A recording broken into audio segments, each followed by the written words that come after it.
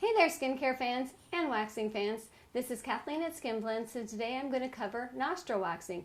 It's an awesome service that clients love. Once clients have it done, even if you give it to them the first time, they'll be back over and over and over again. The hairs we're going after are the little ones that hang outside of the nose. These ones up in here are there for a purpose. They're supposed to be filters for us. So we want to leave those ones there.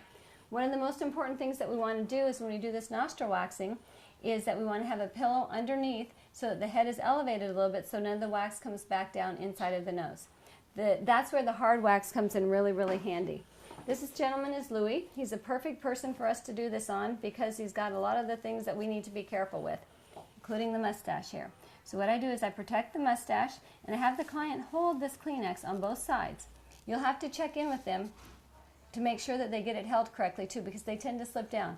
If you get the wax on their mustache, you will remove those hairs, so you want to be very, very careful about that. But we're going after these hairs down here. So the perfect thing to do is to put a little bit of the wax down on your arm so you're testing the temperature. At the same time, you're able to cool the wax down on your arm. You're only picking up the wax that wasn't sticking there, and I'm going to leave that little bit down there. I'm going to use that for my pull tab later on anyway. And if I want to, if the wax still feels like it's a little bit too warm, I can tell by the consistency because I've been using this wax for a while. I can lay a little bit on top of here, cool it down till it's the right consistency for me, which is what I want. And then I go down here. He's still got it in the exact right position. Go ahead and breathe, otherwise you're going to have the prettiest nose in the morgue. There we go. People always forget to breathe when they're having this done. It's a little bit of a weird experience. It does not hurt the client. When you pull one hair, it hurts. When we're taking all the hairs like we're going to do out at the same time, it doesn't hurt at all. What I do is I use the stick and make sure that I'm pushing it into those hairs that are down there. And I'm going to do the other side as well. Again, using my stick to make sure I'm adhering it to those hairs. All the way around the base.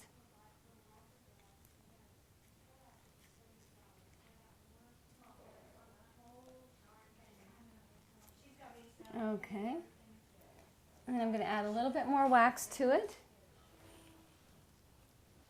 cooling it down because it's a little bit warmer than what I needed for it to be today, but you go into your business and the client's there and we've got to get going, so that's what we do.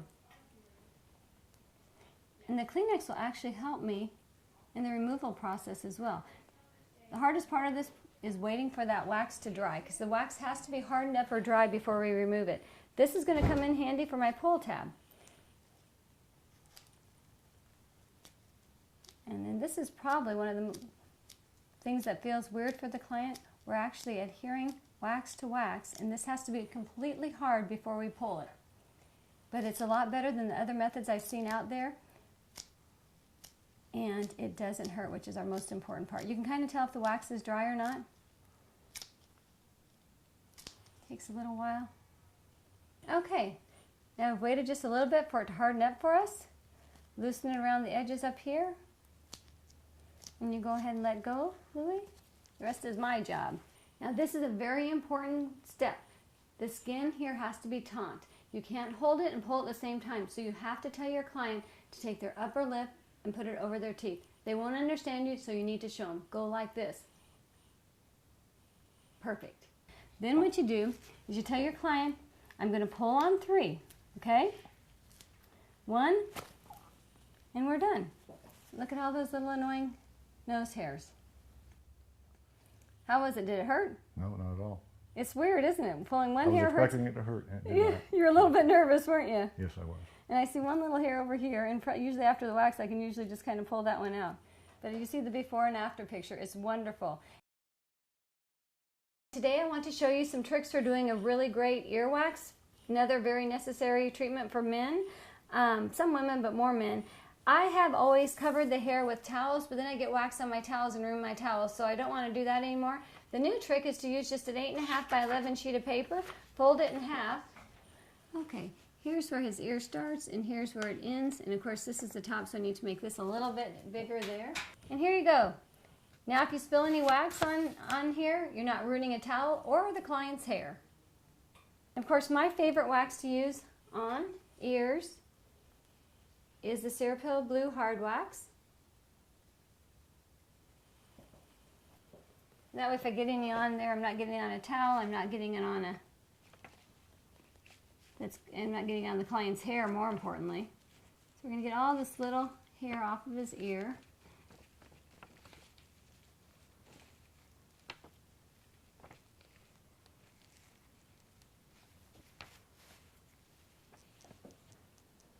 And then we've got this part in here. It really bothers people the most. Make sure the wax is sticking to that hair.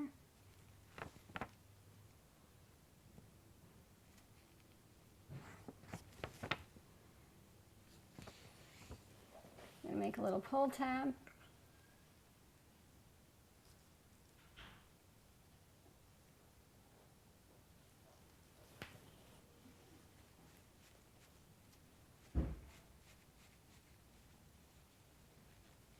It's going to have a beautiful ear when we're all done with this. Add on to that area a little bit. By that time this pull tab is ready to go, put that on this area here. Still a little bit soft, that's okay.